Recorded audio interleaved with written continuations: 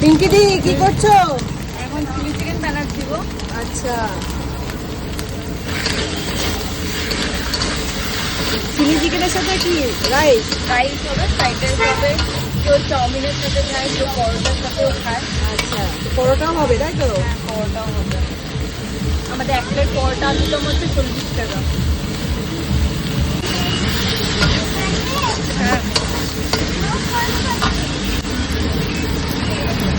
তা বানাবো।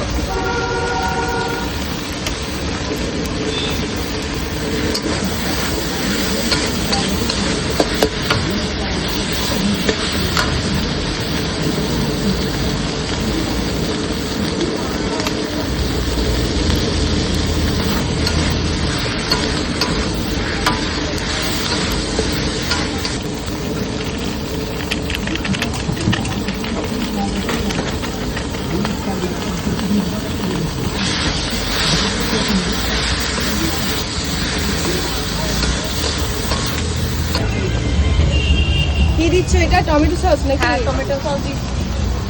বাহ, তারপরে একটু চিলি সস দেবো। সব ব্র্যান্ডেড তো? হ্যাঁ, সব আমাদের মার্কেট থেকেই আছে। আচ্ছা।